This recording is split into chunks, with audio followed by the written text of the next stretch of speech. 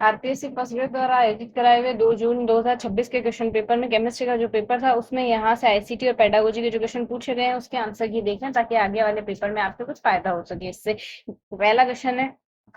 पहला क्वेश्चन यहाँ से कहता है गैर निर्देशात्मक प्रतिमान की विशेषताओं के बारे में नीचे दो कथन दिए गए हैं, सही विकल्प का चयन करना है। तो अगर इसमें हम देखें तो पहला स्टेटमेंट है, विद्यार्थियों की समस्याओं का जवाब केवल बौद्धिक आधार पर देना उनकी भावनाओं की अभिव्यक्ति में बाधा डालता है जो विकास से जुड़ी समस्याओं के मूल होती है। तो ये तो इसमें सही है, जबकि दूसरा गलत है। वो जो कहता है यहाँ से व्यक्तिगत अंतर्दृष्टि परीक्षण उन क्रियाओं की उपस्थिति है जो कि विद्यार्थियों को नए लक्ष्यों की ओर उत्साहित करती है। तो एक सही है, दूसरा इसमें गलत है। नेक्स्ट कहता है यहाँ से कंप्यूटर सॉफ्टवेयर के बारे में निम्न में से कौन सा कथन सही नहीं है। यहाँ से अगर सही नहीं है यह देखें तो पहला इसमें आएगा, यह सही नहीं है कि सर्वर और यूटिलिटीज एप्लीकेशन सॉफ्टवेयर के उदाहरण है। ये हमारे पास सिस्टम सॉफ्टवेयर के उदाहरण है, ना कि एप्लीकेशन सॉफ्टवेयर के। बाकी ये सही है, text editor, compiler, internet programming software में प्रसंस्करण में मदद करने वाले उपकरण, एप्लीकेशन सॉफ्टवेयर के computer games, application software computer games शामिल होते हैं। अधिकांश एप्लीकेशन सॉफ्टवेयर को प्रायिकता को ग्राफिकल यूजर इंटरफेस जीयूआई होता है अधिकांश। यहाँ से हमारे पास एप्लीकेशन सॉफ्टवेयर का कौन सा सिद्धांत शिक्षण अधिगम सामग्री के उपयोग का मार्गदर्शक है। यहाँ से सिद्धांत है, इसमें हमारे पास थर्ड ऑप्शन करेक्ट आएगा। यहाँ से तीनों सिद्धांत। पहला दूसरा चयन का सिद्धांत है, उचित प्रस्तुति का सिद्धांत और प्रबंधन का सिद्धांत है।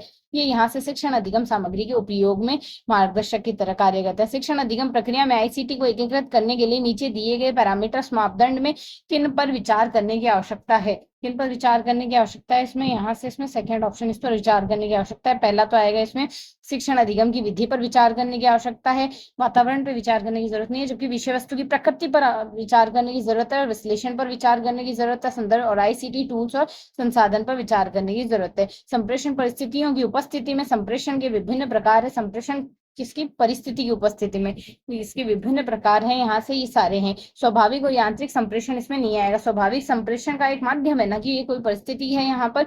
तो परिस्थितियों में यहाँ से एक तो आएगा द्विव्यक्तिक संप्रेषण, दो लोगों में लघु समूह संप्रेषण, कुछ लोगों में जन संप्रेषण, बहुत सारे लोगों में हो जाएगा। यहाँ से नीचे प्रश्न में अभिव्यक्ति कथन और कारण दिए गए हैं, बताना है कौन सा सही है। इसमें कथन और कारण में हम देखें तो हमारे पास तीसरा ऑप्शन सही है, जो कि कहता है दोनों ही सही है इसमें, कथन में कारण। आशुबेल के अनुसार व्याख्यात्मक शिक्षण के दौरान अधिगमकर्ता का मस्तिष्क सक्रिय होता है। आशुबेल के अनुसार सक्रिय होता है विद्यार्थी का शिक्षण के दौरान।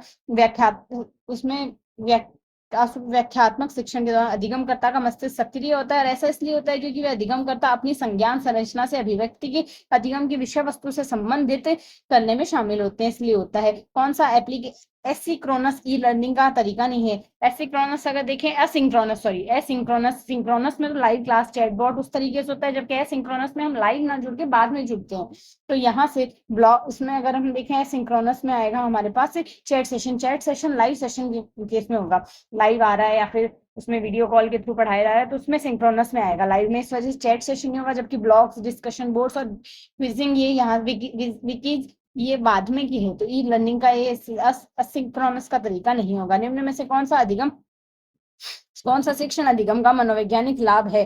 शिक्षण अधिगम का मनोवैज्ञानिक लाभ अगर देखें तो इसमें हमारे पास कौन सा होगा, इसमें यहाँ से यह है विद्यार्थियों के प्रशिक्षण में दुश्चिंता को कम करने में सहायता करता है, एंग्जाइटी को कम करने में ये काम आता है। निम्न में से शिक्षण प्रक्रिया में आईसीटी एकीकरण हेतु टीपीएसी के रूपरेखा के संगठन कौन से हैं। टीपीएसी के रूपरेखा के संगठन जो है इसमें आएंगे ये तीनों ही है, जिसमें विषय वस्तु का ज्ञान आएगा पहले, नेक्स्ट आएगा शिक्षा शास्त्रीय ज्ञान आएगा, तकनीकी ज्ञान आएगा, तीनों इसमें शामिल होंगे। रॉबिलियस द्वारा प्रतिपादित प्रौद्योगिकी एकीकरण योजना प्रारूप के चरणों का सही क्रम है, इसमें सही क्रम आएगा, इसका तीसरा आएगा सही क्रम 1 3 2 5 1 4। तो जिसमें पहले तो आएगा, इसमें यहाँ से पहले तो लाभ के बारे में कहा हुआ है, पहला तो आएगा एक लाभ के बारे में कहा हुआ है, दूसरे में आएगा लाभ के बाद में इसमें उद्देश्य व मूल्यांकन आएगा, उद्देश्य व मूल्यांकन सेकंड में ये आएगा, तीसरा आएगा इसमें रणनीति तैयार करना थर्ड ऑप्शन, थर्ड में ये आएगा। फिर रिसोर्सेज को कलेक्ट करना, इसमें प्रारूप एकीकरण की रणनीतियां हैं, और शैक्षणिक वातावरण तैयार करना।